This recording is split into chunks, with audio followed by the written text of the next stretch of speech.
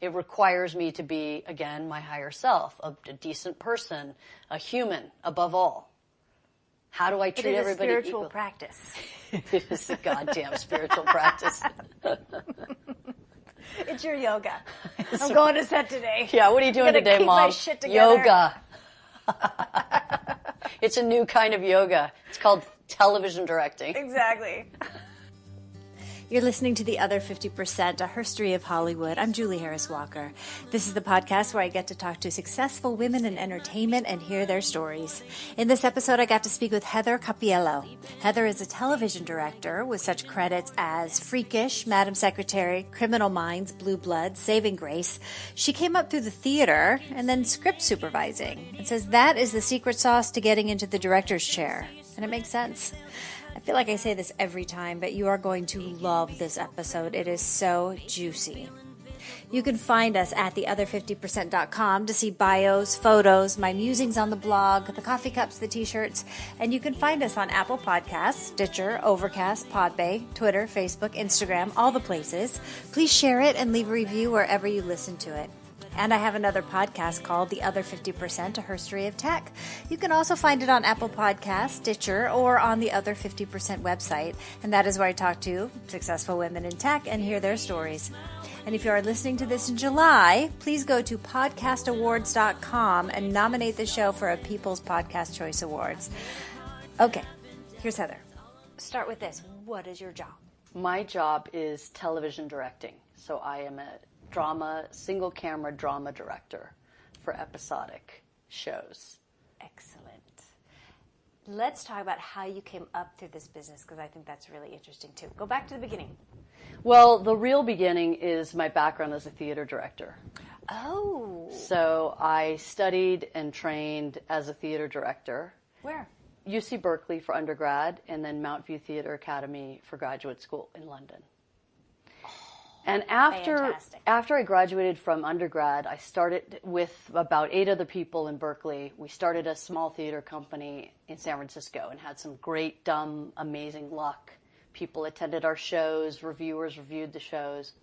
And then 4 years into it, the guy who owned the theater said, "We want you to sign a 10-year lease." We're thinking, what the heck is that? I mean, when you're at 23, it's...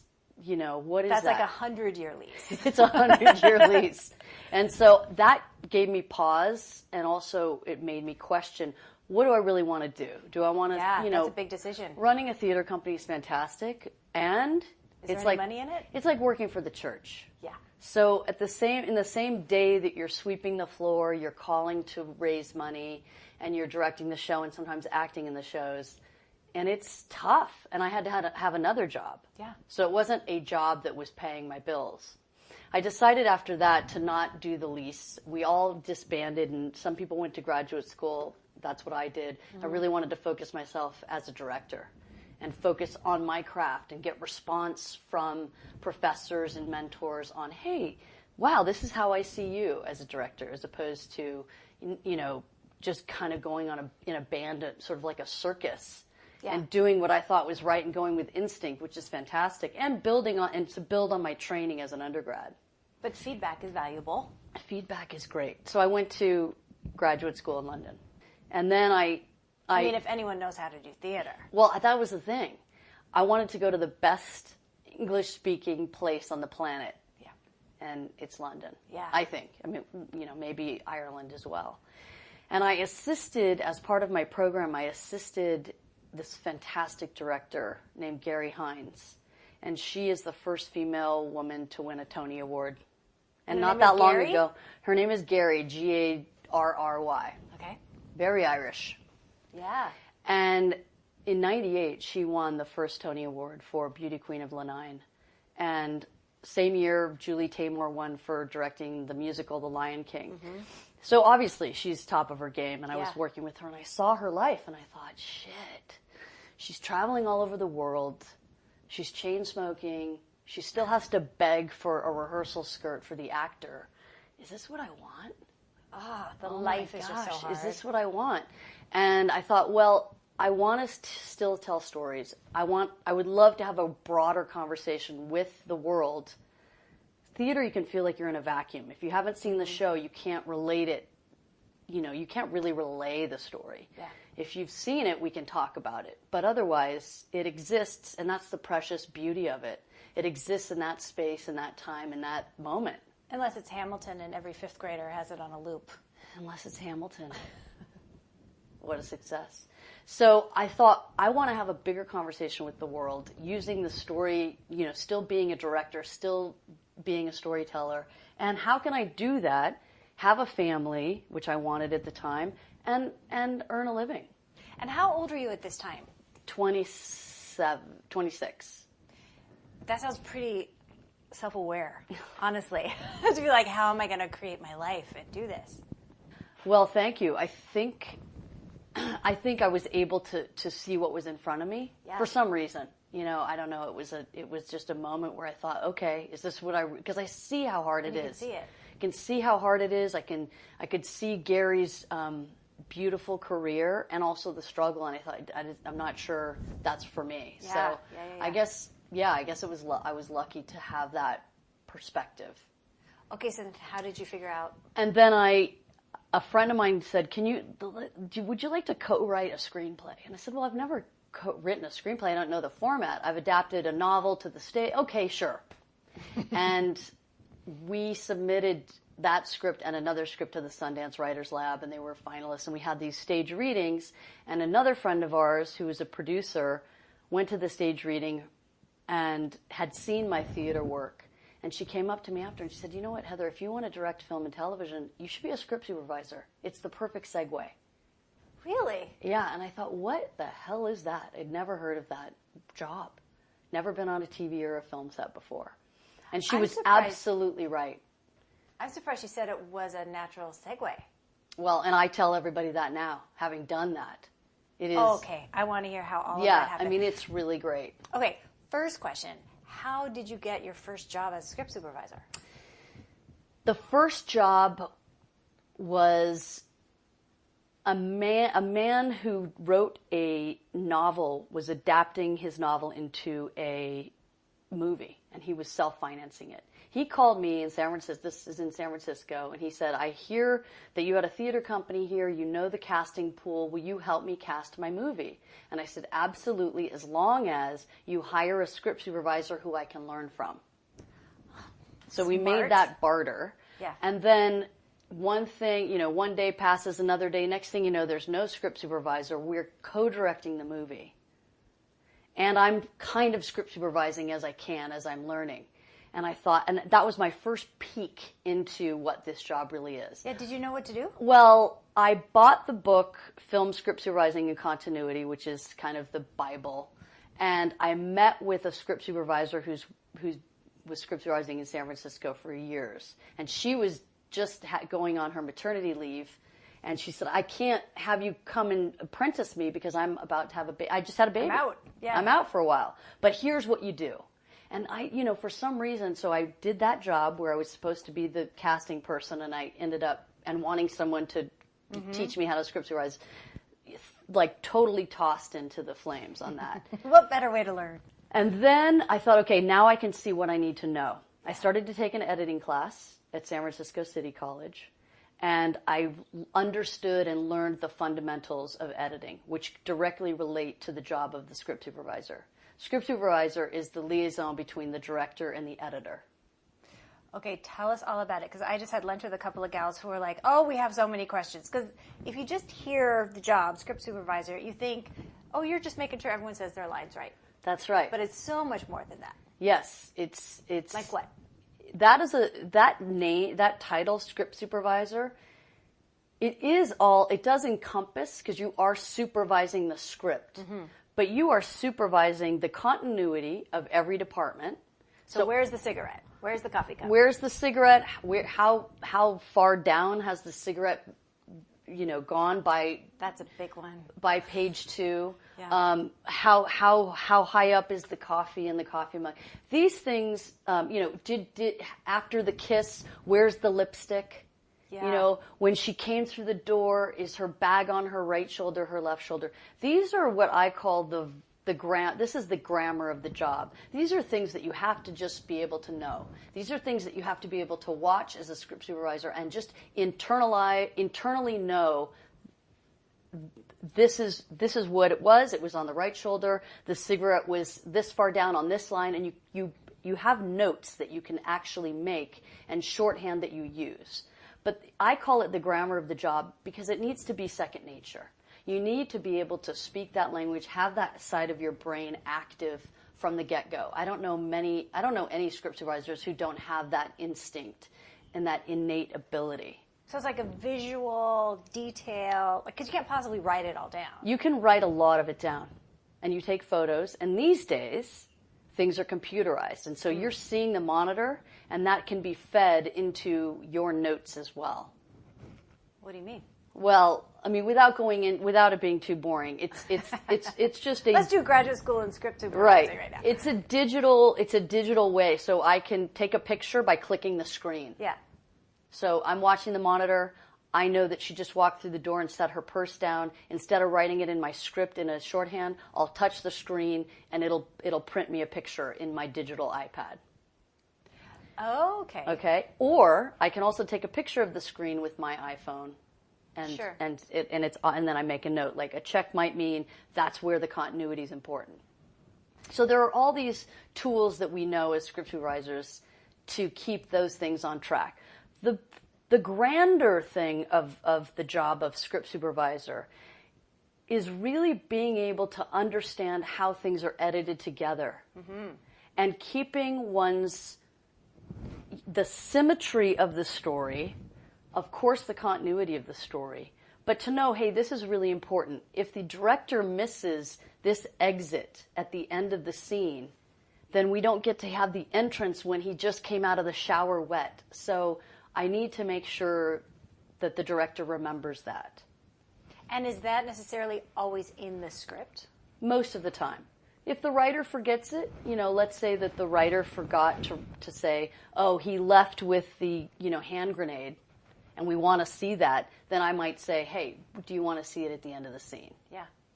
Are you also keeping track of the exposure and the lighting and the focus? Not the exposure, not the lighting, only under certain visual effects circumstances. There's the camera assistants take care of all of those details. I will put down the lens if it's important for some reason that I need to know, but also the camera assistants are generally doing that. So the script supervisor doesn't have to know every single, detail of every single lens or everyone's job. I mean, again, so I might say to the wardrobe continuity person, listen, my notes say that she didn't come in with her jacket. Can you show me a picture so I know that I'm right? It's the wardrobe continuity person's job to keep those pictures and have a whole book archived of the episode of the film. Yeah. So we're all working together. I mean, the buck is supposed to stop with the script supervisor. I was going to say. And then, if I say as the script supervisor to the director, she didn't leave with her coat. And when we shot it on the day, you said it was fine. Are you still okay with that? Here's a few options. I might pitch. Here's an option. Let's have her just pick it up when she walks in, or whatever the solutions might be. And then the buck stops with the director. The director could say, yeah, don't worry about it. And then I don't have to worry about it. Yeah. So I'm always sitting there going, though, where's her purse? Well, most of those, here's the deal for everybody listening on the airwaves. Yeah. All of those continuity mistakes, most of the continuity mistakes that we see in movies and film, it's not the script supervisor's fault. It's usually the actor's fault. Let's just put that out there. Well, because they have many more important things on their mind. Yeah. Or it's a choice. The director said, you know what? So they messed up on that take, but their performance was so much better. And I, as a director, even when I was just script supervising, my director's mind and mind's eye always sides with the best performance. Mm-hmm. You want the best performance. It matters more. Yeah, it does. Who cares? I mean, there are certain things about eye lines that can be very distracting, that have an emotional resonance. Like you might be watching a scene and you something feels off. unless it's intentional. Sometimes directors will mess with eye lines to make you feel as a viewer uncertain. But if it's an intimate scene between two people and you feel something's off and then you realize, oh, damn it, they crossed the line. The camera's on the wrong side of her shoulder, and I felt it. Yeah. In those instances, the technical thing is important, and those mistakes aren't made very readily in these days. I mean, DPs are very astute when it comes to crossing the line, as we say. Script supervisors know, camera operators know, actors know, a lot of directors know. So doing that job must give you such a thorough sense of the filmmaking. Head to toe. Yeah. And you're right there in the middle of all the action. Bird's eye view of so many things, but bird's eye view of the director's job. I was going to say you must have learned from so many Yeah, directors. bird's eye view of the director's job and part of the brain trust of the day's work. So the AD, the DP, the director, the script supervisor, and the actors are often, that's the cohort for, let's say, a private rehearsal. And so I could hear, as a script supervisor, all of the questions that were being asked, what wasn't being asked, who asked the questions, how much time we were taking in rehearsal. So my first television job as a script supervisor was 6 Feet Under. I love that show. Yes, what a show. I was at HBO at the time, actually. Excellent. Yeah. What a great place to be. Oh, it was great. I mean, the beginning of the golden age that we're living in now of television, I think.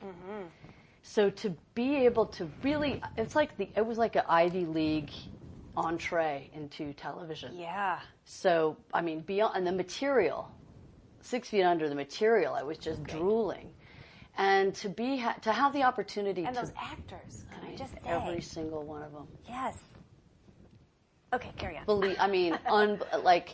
As a viewer, as you know, we all see what their great choices are, and as a cast, couldn't have been more professional, have better sense of humor, so gracious for the crew. So it was amazing. It's a masterclass, and the best ending of all time. Yeah. They all lived happily ever after, and everybody died. And we could live out our aspirations and our fantasies and everything by what Alan Ball created for the finale. Yeah.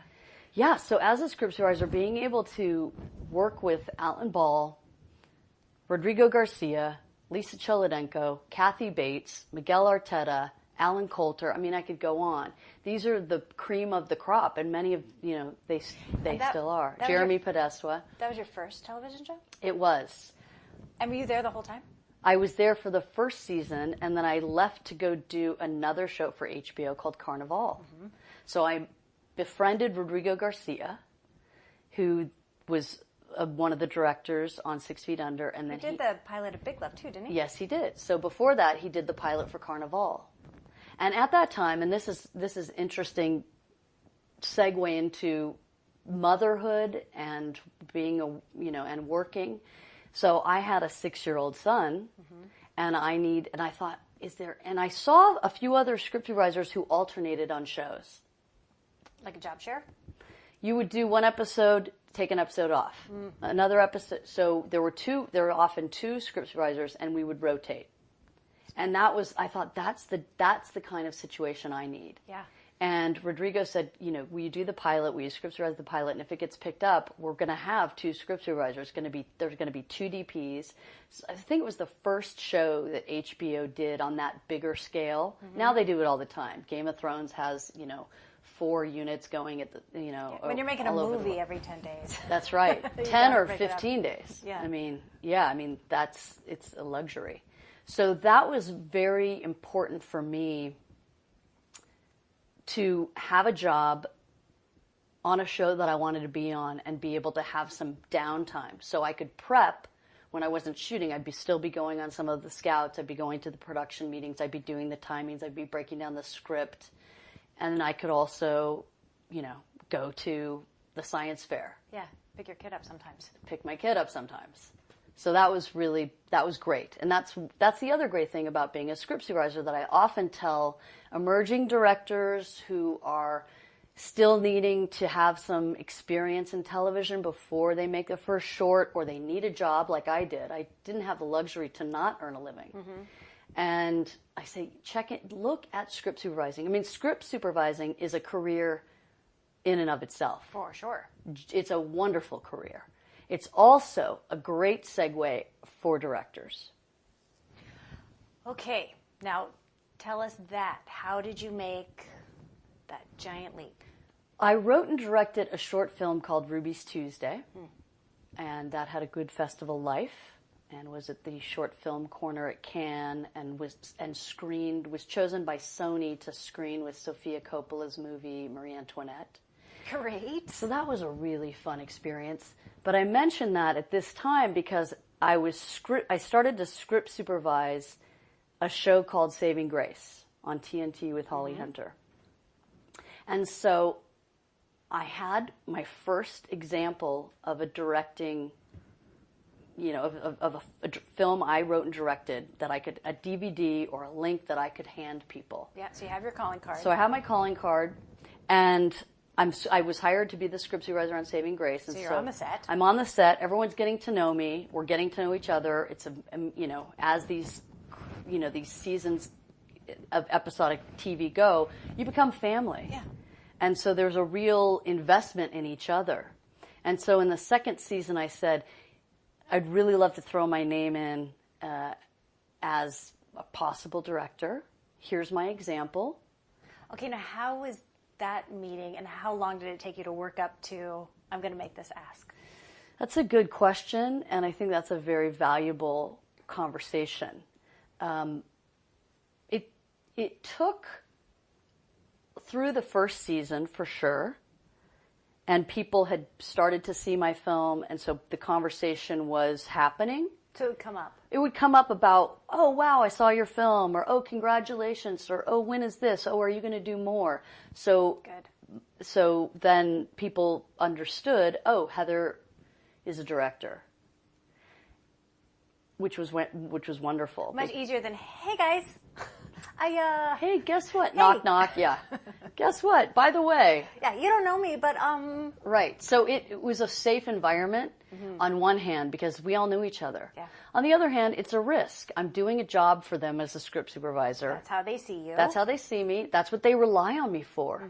And that's what I have, and I have so much pride in that job. Yeah. And they don't want to have to replace you on that. No, because I was valuable. And they were valuable to me, and so it was a risk. Yeah, I thought, for everybody. Oh shit! Here I go. But it's a risk that's important. It was important for me to take, and it's important for others to take it when the time is right. Yeah. When you feel like, all right, I'm going to say it, and that doesn't mean that it's going to happen overnight. So they offered me an episode to direct in the third season.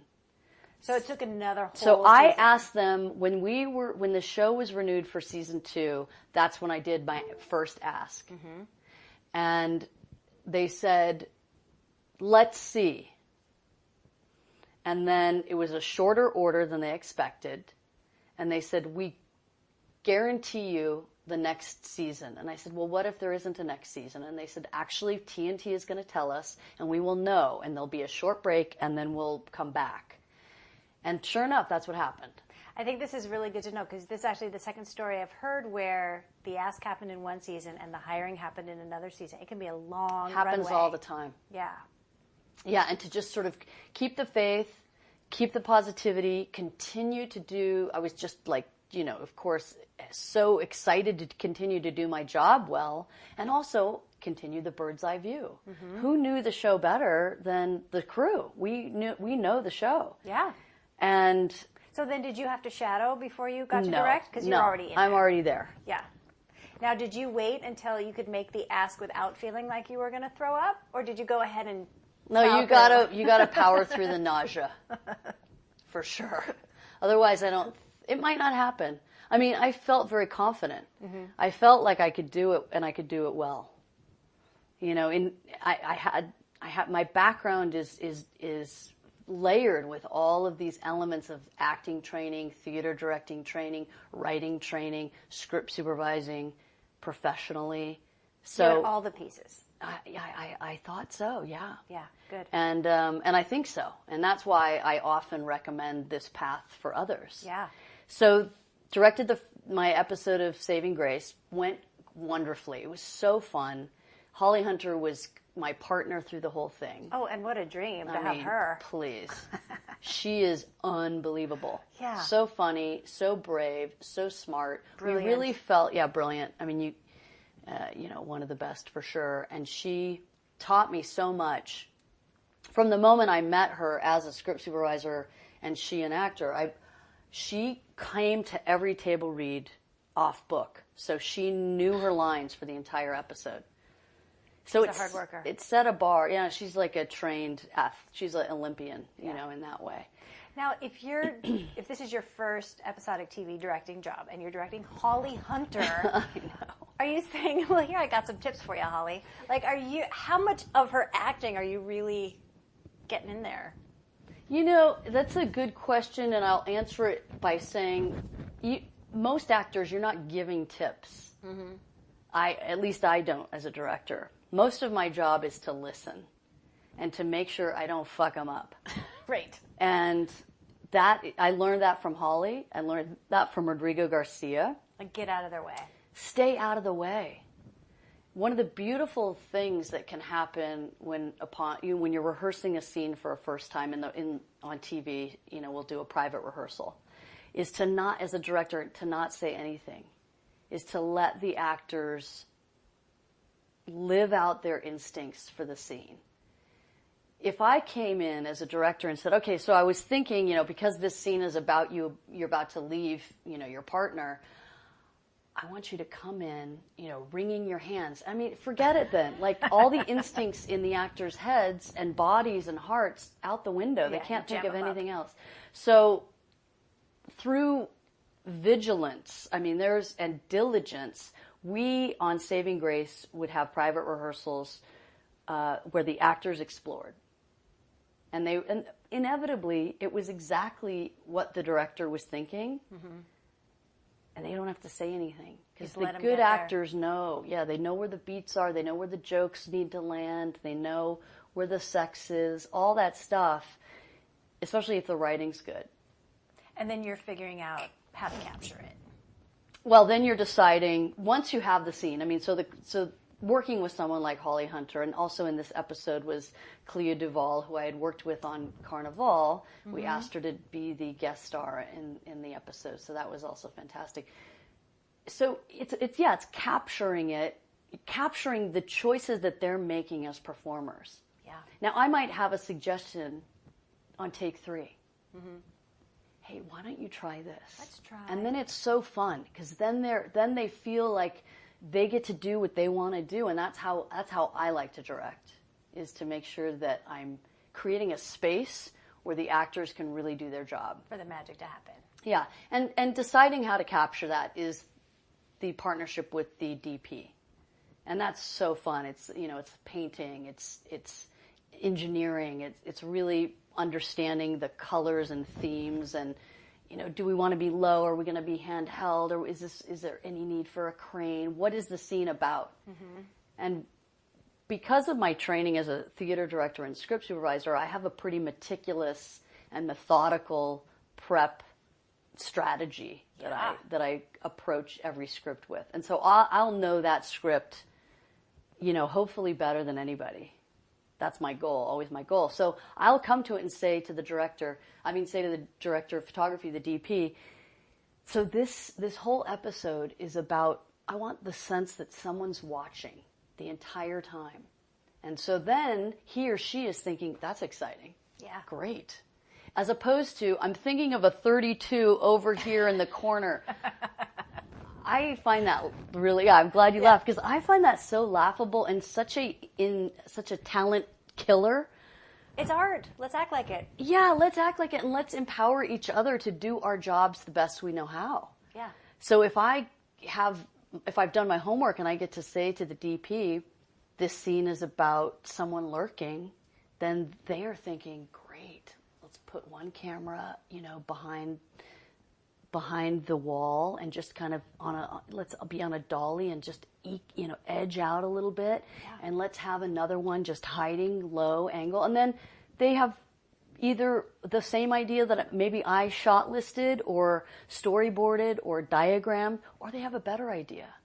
But it's more fun for everybody. It's just this is collaboration. This is what it's not a solo sport, as we all know. And I think if we can, as episodic directors, emulate and elevate the material, that's our job. Yeah. That's a Todd Holland phrase. He's a great director, and he has some captions, and that's one of them. Our job is to emulate and elevate the material.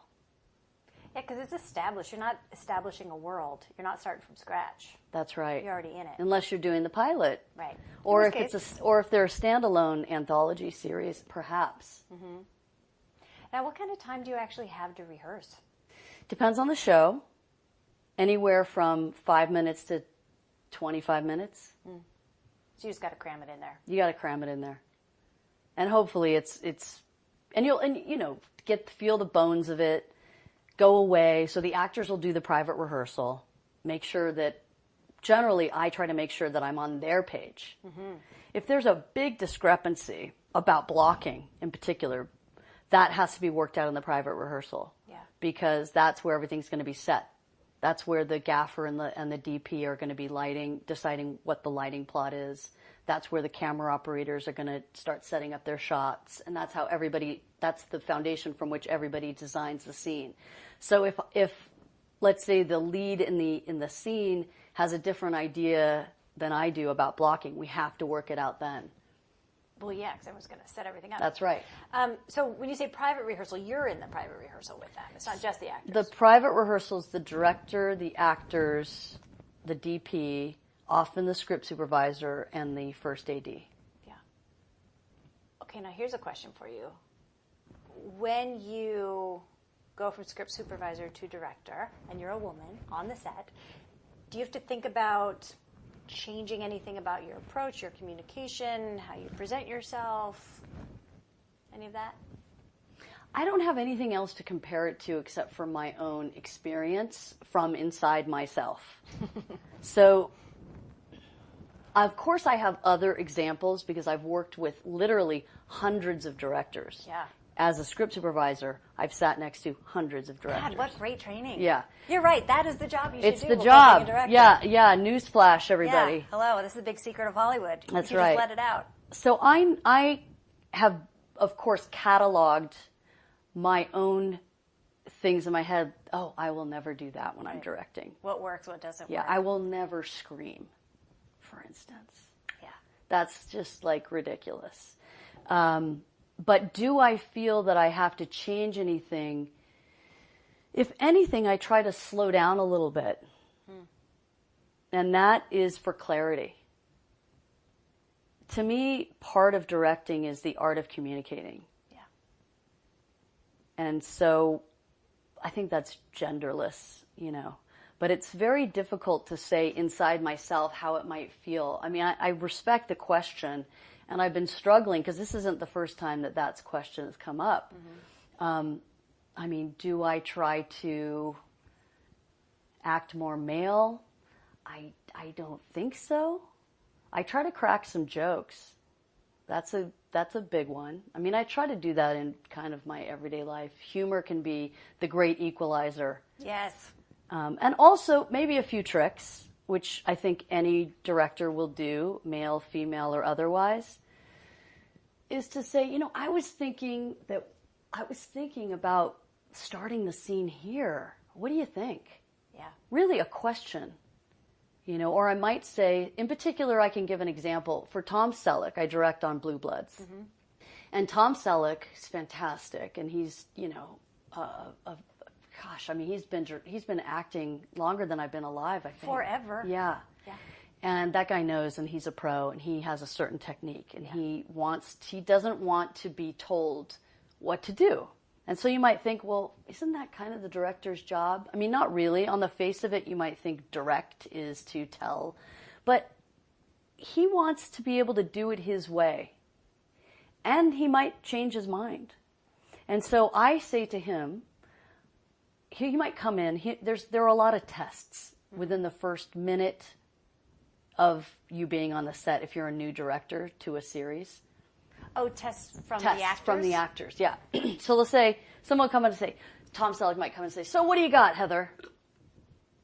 And I will say, because I've been coached by the producing director how Tom likes to work, I'll say, I have some ideas, but I would love to hear yours first so that I know that I'm on your page. Smart. And that's a good opening, because now Tom knows I don't need to, I'm not in here to bully anybody. Right. I'm in here to make the show, emulate the show, elevate the show, get us out of here on time. And I know what he likes. I know he wants to get out of here in 4 hours. Great. And he doesn't want... Seriously, in 4 hours? For some, yeah. I mean, he likes to shoot the first 4 days or the last 4 days of a episode, and then he... sometimes he'll work longer days. But he compresses his time, because... Yeah, that dude is a vet, yeah. Yeah. I mean, and he works all the time. Mm-hmm. So that's a good example of maybe a technique. What a smart, of changing simple... how I would speak. Yeah. With someone like Holly, where we really literally were partners, it was more like a playground. I'd say, hey, what if we do this fight slow-mo? And she's like, yes. We did things on that show on that episode that we hadn't done before on the series. Now, do you ever have a moment where you're outside your body going, holy shit, look what I'm doing with Holly Hunter? Well, I just love her to death anyway. I mean, she's become a very dear friend. Well, I feel privileged, yes, to work with. I mean, I've been so lucky all along the way. I mean, from theater all the way to today, I feel very lucky to work with actors who are so good. Yeah. And I did a show for Hulu that is streaming right now called Freakish, and some of those actors are YouTube influencers. Mm-hmm. And so they are so prepared. Really? Really prepared. Professional. Because they're not trained actors, are they? I can't speak to everyone's resume, but in general. I mean, they have 1,000 hours on camera. That's right. They know how to, they always know their lines. Mm-hmm. They just needed a little bit of, together, sort of passenger-driver relationship of like, hey, turn left. Oh, wait, should I turn left? That kind of a thing. Mm-hmm. Where the craft wasn't as maybe embedded in their performance. But when you think about what it takes to become a YouTube influencer, I mean, they're driven, they're smart, they work hard. All the qualities of a successful actor. Yeah. Yeah, and that repetition. I mean, I think for directing too, it's just repetition. I mean, it's to be good at anything, I think it's just repetition. I'm trying to balance on my left foot, in exercise class. I'm like, okay, I just got to keep doing it. Yeah. Keep doing it. It's a craft. It's a craft, and that is the craft. The craft is repeating it. Now, how did you get your second episode? I hear that's the hard one. Yes, it took a few years. A few years? Yeah. So they offered me a couple episodes after that Saving Grace first one to direct, and then our show was canceled. Oh, total heartbreak. Before you got to direct. Total heartbreak. Yeah, bummer. Happens all the time. Mm-hmm. Then I would script supervise on shows and share my directing goals. From the get-go. I just was like, let's come on. Because you're ballsy now. Get your tits out. So that's what I did. And it didn't seem to prevent me from getting any jobs. However, I was really aware of it. I was aware of which jobs do I not want to take. I was offered the final 2 seasons of Mad Men as a script supervisor. Mm-hmm. And I shared with them, I said, well, I just directed my episode of Saving Grace. Our show was canceled. If I get offered another episode to direct, I would need to leave the show as your script supervisor to go do this. Yeah. And they said, we totally understand. We've been, it was the 3rd time they had called me in 4 years. And I thought, I just want to meet them too. Wow, what a show. And so I didn't script supervise that show, but at least that was a moment where like, from now on, I'm putting all my cards on the table. And all those people are going to go on to do another That's show. what they said to me. That was the thing. They said, here's the thing. Great to meet you. See you later. Like, we're going to see you and, you know, we'll see you on the field. And even if you have to leave to go direct another episode, are you out, 2-3 weeks? Yeah, 3 weeks. Yeah. That seems doable. Well, for them, they didn't want to do that because they had Jennifer Getzinger was the script supervisor for them, and then she started directing, and she has a beautiful directing career now. Rebecca Asher was a script supervisor. She started script supervising for Mad Men, and then she'd now direct. So they didn't want a third person. Oh, because they're actually really good at moving people into that role. Yeah, so it wasn't... Like, could you be a script supervisor for a minute? Can we just hire a script supervisor, damn it? You know, and the DP was directing on that show, and the actors were directing, and that's you know, and that's the kind of show that should be that way. Want. Yeah, and yet it was a short order. You know, that was an AMC show. It wasn't a network show of 22. So then I script supervised some comedies to try to get some flavor of that while I was still script supervising. I thought, shit, let me do some more network shows because I'd done a lot of cable, and let me try some comedy. And then I started to look at some of the directing programs. CBS was the one that I gravitated toward. Why? Couple reasons. You needed to be a DGA member already to apply, and I thought maybe I felt like that was asking for some, you know, a higher tier. A higher tier. Smaller pool. Yeah. You had to have already directed an episode of television, which I had. You had to have either directed a feature or a short film that was in a major festival. Check. And yeah, so I had those criterias checked off, and then they only accepted 1 or 2, sometimes 3 people a year. And so it was really a curated adventure. And it's not a training program, which I wasn't looking for a training program. Right. I was looking for a program opportunity program. Yeah, an initiative, which is, they call it the CBS Directing Initiative.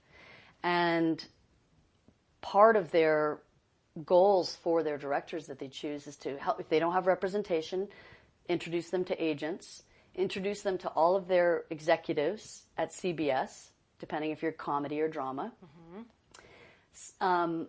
Introduce you to producing directors and showrunners of shows that you would like to observe on in hopes of getting a directing opportunity.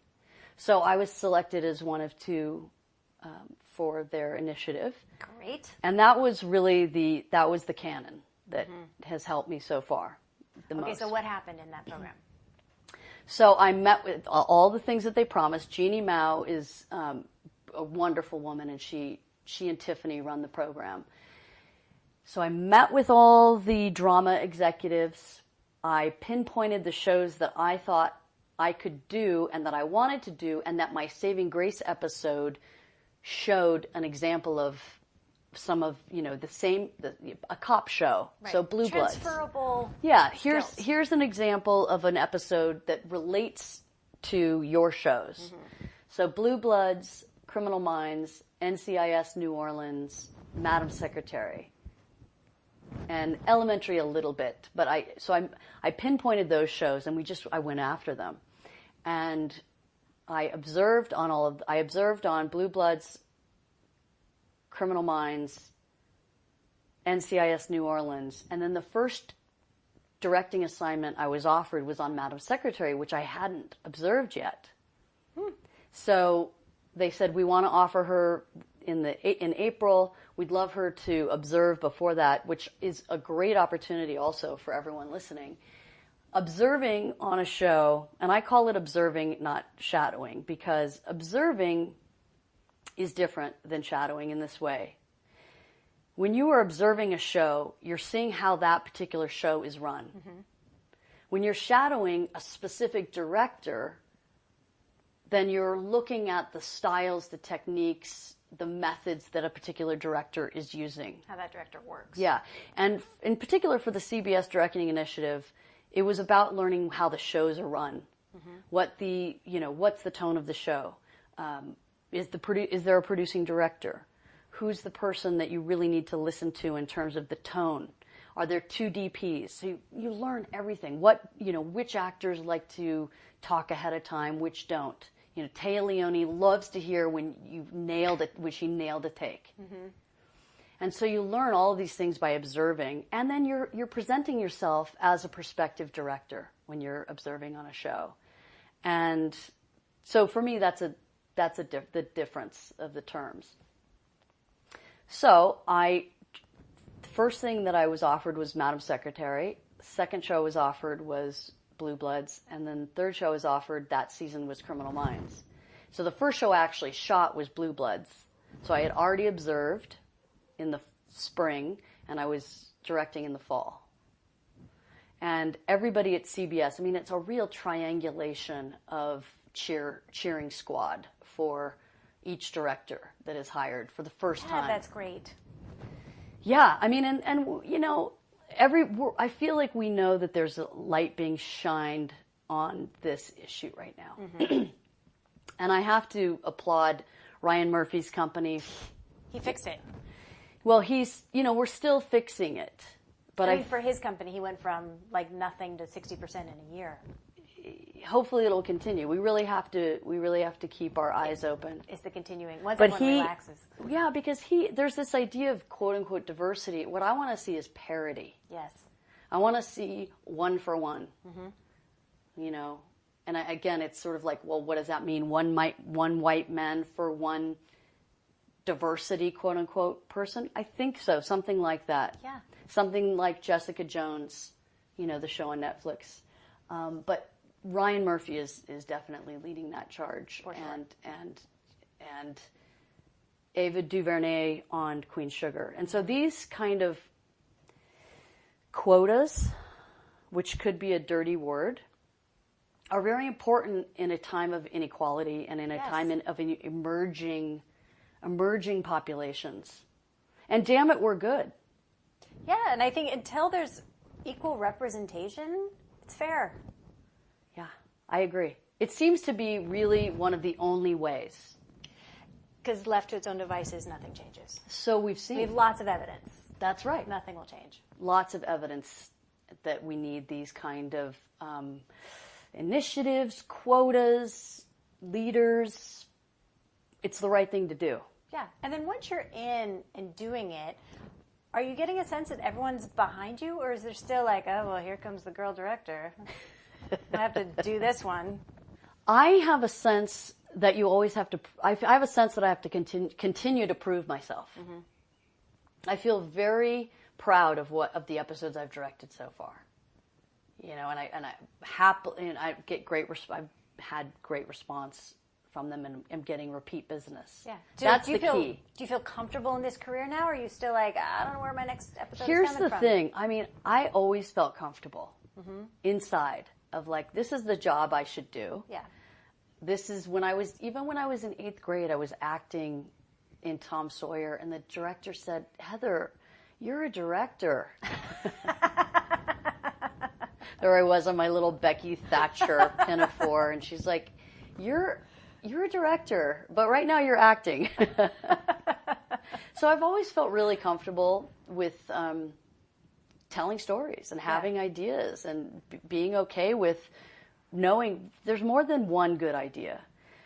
But the weirdest thing now is that since I'm only directing, I'm not script. There was a time where I was script supervising and directing for those few years. So I had that question too. So you've made the switch. I've made the switch. And so that is a little harrowing, especially, in the pocketbook. Yeah. So that's what I mean, because obviously you're confident in the job.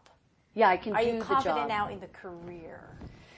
Mostly everyone's saying, I feel like I've been lucky because CBS was such a great experience and continues to be. Launched you. And so although I use the present participle, I'm still becoming, I don't know when I'll feel like, oh yeah, my career's sailing itself. I'm turning down jobs. Yeah, that'll be great when that, and as an episodic drama director, we can only do a maximum of 10 a year, timing-wise. Yeah.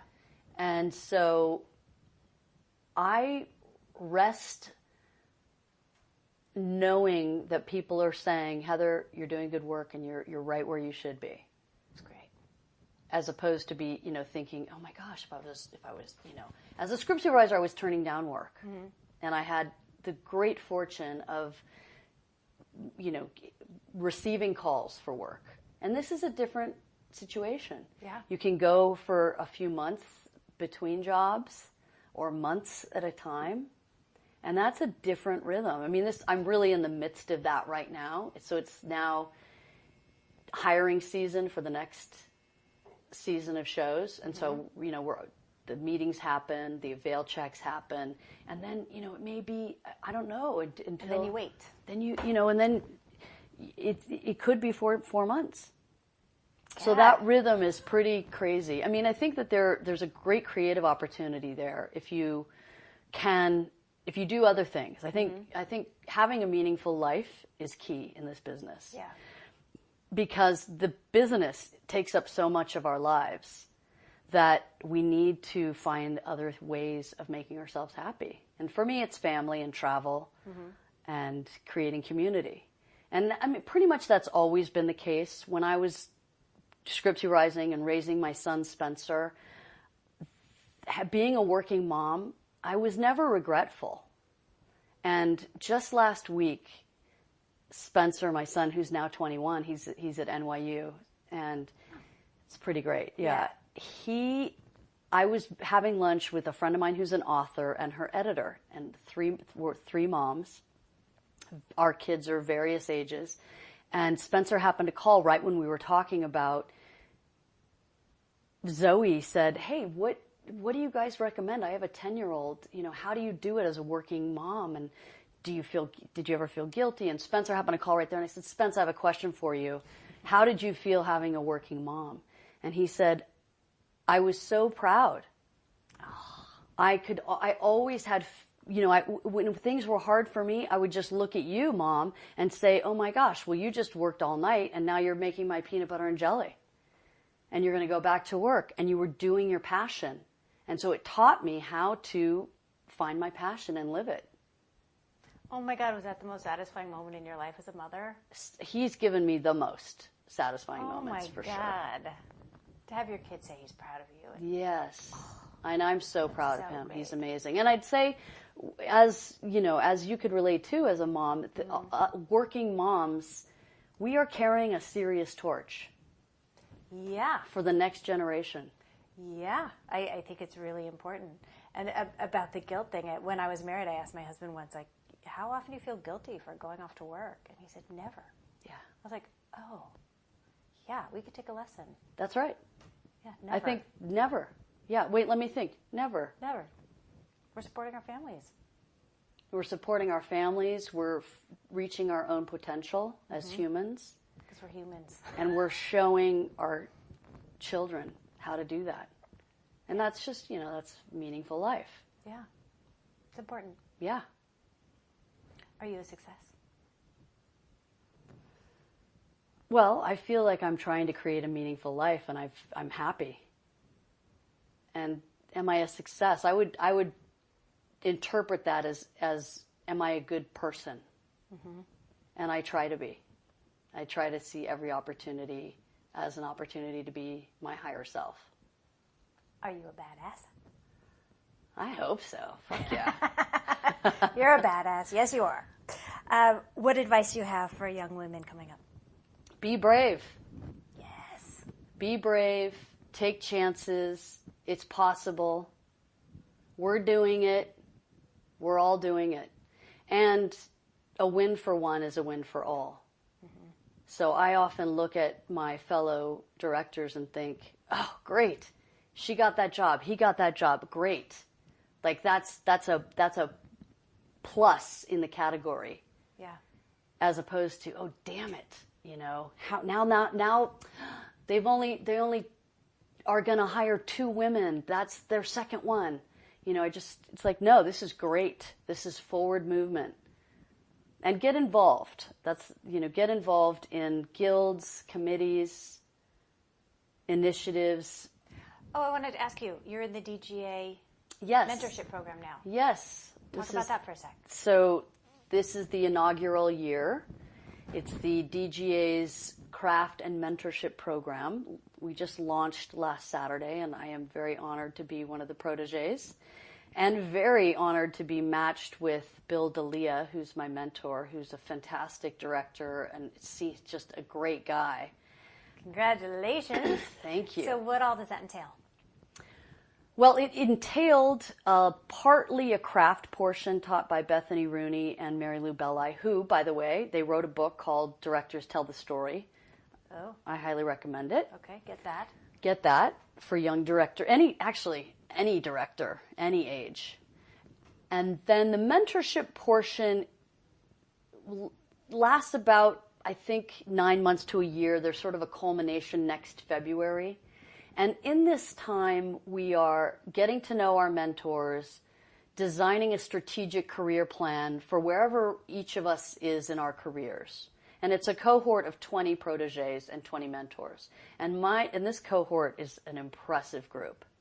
I highly recommend going to the DGA website and looking at the list of proteges and going and watching their work. Really. So is this an ongoing, like, not just mentoring on, let's go do this episode, but really how do you forge your career? For your career. Yeah, and someone to be your mentor forever. Great. And I've had the privilege of several mentors over the years, that's the other thing I would suggest to emerging directors or people who want to direct. Find mentors. Find someone who's doing what you want to do and ask them to have coffee or start an email with them, whatever form of communication. Because this business is so gracious. Everybody wants to give of themselves. It really is. It really is. I think you don't know it when you're on the outside beating on the door. It feels impenetrable, I think, if you're on the outside, which is another reason why coming in as a script supervisor is a great way, because you're on the inside. Okay, if someone wants to do that, how do they get their first job? What do they need to be prepared with? Who As do they a call? script supervisor? Yeah. Well, you could call the local 871, which is our script supervising guild. They often will have some classes, and colleges have classes on script supervising. Buy the book, Film Continuity and Script Supervising, and I'm sure there are online resources now as well. And so teach yourself the job, try to take a class, but the most important part of learning to be a script supervisor, and I've done this for others, is to apprentice. Yeah. So meet someone who's a script supervisor and see if you could shadow them and learn the job. So that's a way. Great. And would you also recommend, like, do independent films or if do whatever anything you can do in the beginning, for sure. Right in the beginning, it's like this open, uncharted territory. It's the best time to screw up, and it's the best time to do anything. Go make stuff. Just go make stuff and learn how it's done and get to know what everyone's job is. You'll know that it's very important to know everybody's name. You'll never get to go back in time. I mean, that's the thing. Now I go onto a set and I'm expected to know all of these things, which is wonderful, and I take pride in that. But you never get to go back and say, what's an apple box? You can't ask now. It's too late. Oh, if I ask that now, I'm done within the first 15 seconds. Yeah. Are there differences between how men and women behave as directors? Yes. I would say the sense of entitlement and confidence in men is higher, that sense of entitlement. So what does that look like? Well, for instance, I was working with a director, and I was the script supervisor, and he confided in me on the first day that the showrunner, who was one of his best friends, on her previous show, he decided to just not prep at all. In fact, he never read the script. What? And he showed up on day one to see if he could do it. As an experiment? Yeah. With someone else's $3 million? With his best friend's show. So what does that point to? First of all, that points to the nerve. The sense of privilege and entitlement that you could just do that and not be prepared. That could be career ending. We have to be, as women, over-prepared. Yeah. at our jobs. No woman would ever dream of showing up without having read the script, because we can't. We have to know what our job is. I mean, by the way, that's, to me, it's inexcusable behavior. And the fact that he admitted it to me, what does that show me? It showed me that he didn't understand as a man what he was given. It's unbelievable. Isn't it? And he probably went on to direct again, even though the whole crew probably had to prop him up to get through that episode. We propped him up. And and as crews, we do that for men and women. Mm-hmm. And that is, part of it. But part of being a good crew is to say, actually, we know the show. Support. Yeah. But to come in... Could a woman ever behave like that? Even if there was a woman who would dare to do something so reckless, she would never admit it. Because I don't even know anyone who would do it. Yeah, to do it, first of all, and then to brag about it. To brag about it. I'm going to wing it. To see if I can. What if you can't? Jesus. I mean, that is the thing, is everybody else will help me. Wow. And the experience with a lot of female directors is maybe no one's going to help me because they're still testing me. It's, it's still a little unfamiliar. You got to be impeccable. Yeah, beyond impeccable. Did this guy have just tons of experience and he could probably wing it? No. Has he gone on to work again? Yes. Yes. Wow. And I've also heard after my first episode, the producer patted me on the back, proud as a father, he said to me, "You direct like a man." And that was a compliment. Yeah, what'd you say? Thanks. I swallowed. I took some steps. And I just thought, I don't know how in the hell to respond to this. Really. I mean, I was stunned. Yeah, I'm stunned. I was stunned. And we'd known each other for several years. And he made another comment about empowering women. And I said, here's the thing. You don't need to empower us. Mm-hmm. You can support us. So every time you tell me, you're preaching to me how much you're empowering women and your daughters, it feels a little condescending. It's pretty condescending. I'm not crazy about that phrase anymore. I love either. your support. We all need to support each other as humans. Yeah. But granting me empowerment. Yeah. I mean, it's... Who actually holds the power in that phrase? Well, there you go. There you go. If he's saying he's empowering us, pretty clear. It's gross. Yeah. It's gross. So... What about sexual harassment on set? Have you experienced that at all? I have not. Not personally. What? Not physically. Okay, if you want to talk about honey here, baby there, sweetie. I think that's what it looks like these days, right? Okay, yes. And if someone says, excuse me, sweetie, I'll say, that's okay, hun. So I'll try to match it with some humor. Mm-hmm. Because to me, that's the weapon of choice for me is humor. Most of the time, when I come across bigotry in any form or prejudice, it's a lack of knowledge, and it's a conditioning. And so I'm not there to teach someone how to be. I'm just there to stand up for myself if I can, and maybe teach through humor. Maybe it's not even the goal is to just get through that moment, right? And to with some self-respect. And if it gives them pause, then that's a bonus. Maybe. If they go, oh, maybe I shouldn't have said that. Yeah, or I've had someone say, a first AD is like, hey, hun, like from across the set, hun, come here. And I looked back around my shoulders. Am I supposed to answer to hun? Yeah, and I just thought, should I go get the hun? Which hun are you talking about? You dating someone? Yeah, should I go where, be right there, baby. It seems silly. like the humor can help equalize, illuminate, and help it be not a sticky, messy, like, fuck you, don't call me that. Yeah, you can't go into battle every time someone says something stupid to you. I mean, come on, then nothing would get done, ever. Yeah. I mean, this isn't said so much anymore, but in meetings and on sets, I have heard that show doesn't hire women. Oh, just as a matter of fact? Just as a matter of course. Is there ever a why, or it's just accepted as nowadays? This is what this movement really is about. You know, I think in the ACLU getting involved. Yeah, they won't be able to say that anymore. People are much more cautious. So even if it is a show where there aren't female directors, or maybe if there are, I'm not aware. Maybe there's one, two, I don't even know. But it's not, you can't move forward with that. Well, this isn't a show that hires women directors.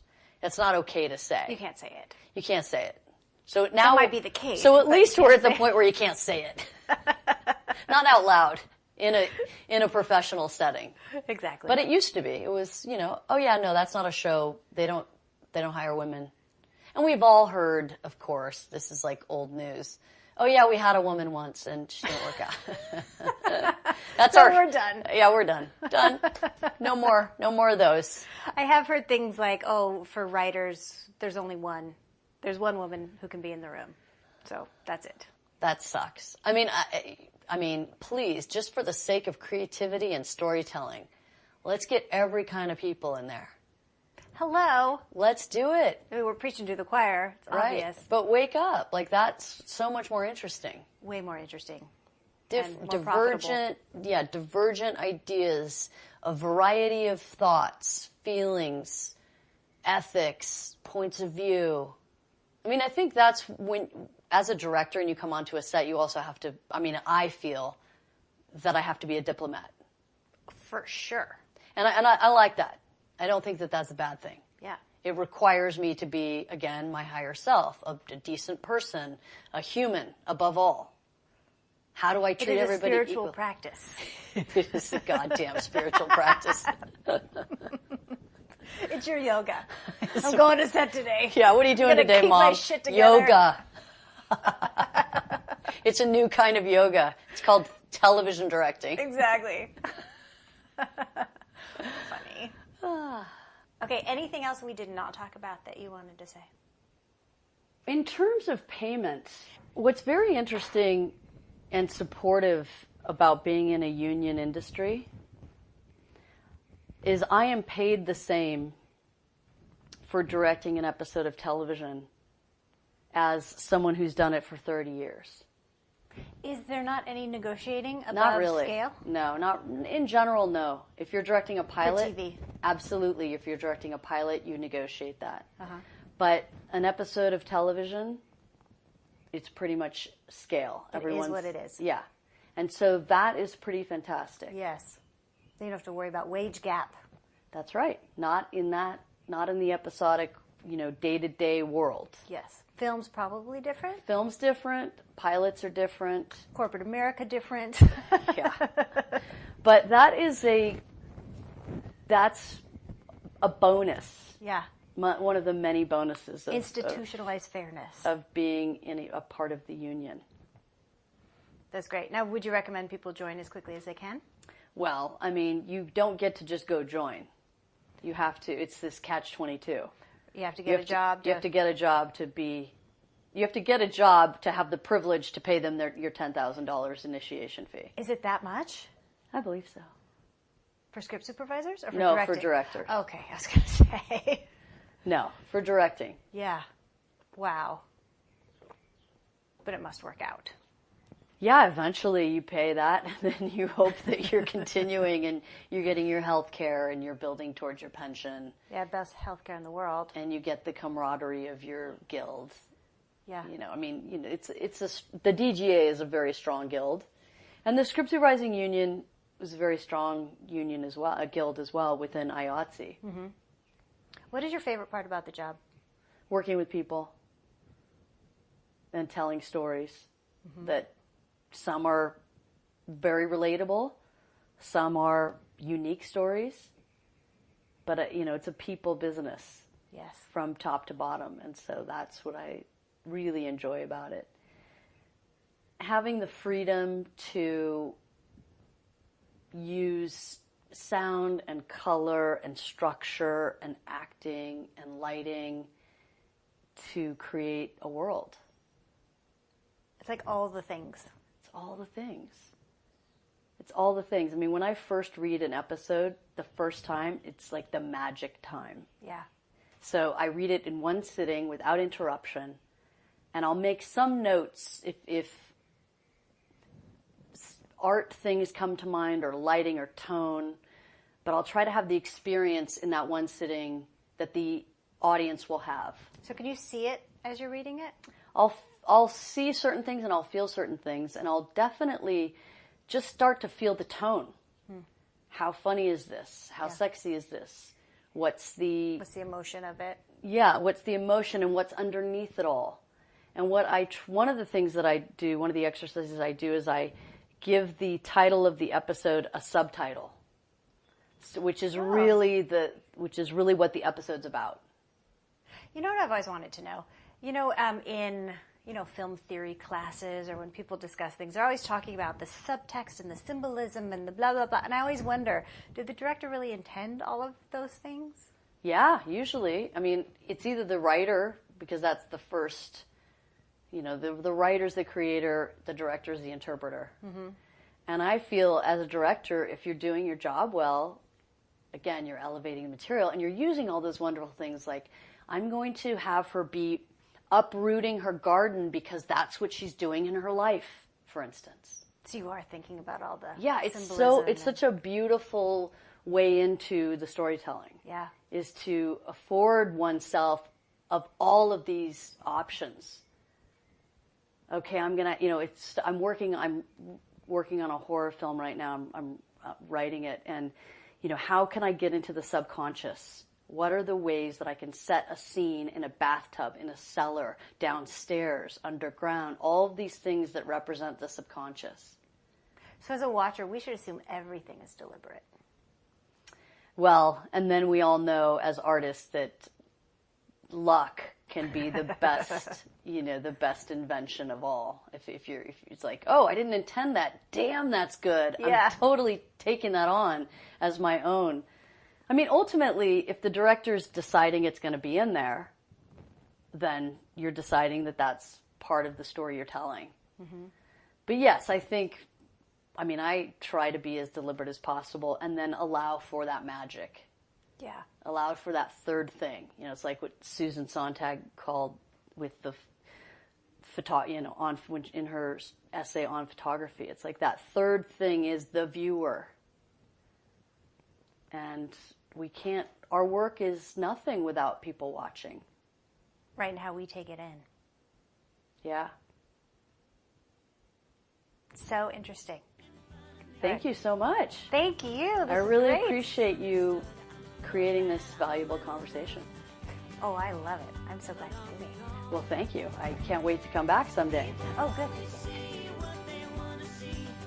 You've been listening to The Other 50%, A Herstory of Hollywood. I'm Julie Harris Walker. I'd like to thank Heather Cappiello for telling us her story. And special thanks to Jonathan Lucas for editing, Jay Rowe, Danny Rosner, and Allison McQuaid for the music. Please find us on Apple Podcasts and subscribe and leave a review. And of course, on our website, theother50%.com, all spelled out in letters. For added features, bios of our guests, pictures, the merch. You can also follow us on Facebook, Twitter at Other50%, and Instagram at Other50% Podcast. And don't forget to check out The Other 50%, A Herstory of Tech. Thanks for listening. See you next time. Oh, shit, maybe I need to think about that. Let me just pile on. Do I have resting bitch face? No. Are you sure? I'm positive you don't. Look very pleasant and approachable. Shit. The things we have to worry about. I know. No, I think we got it. Okay, great. I think we got it.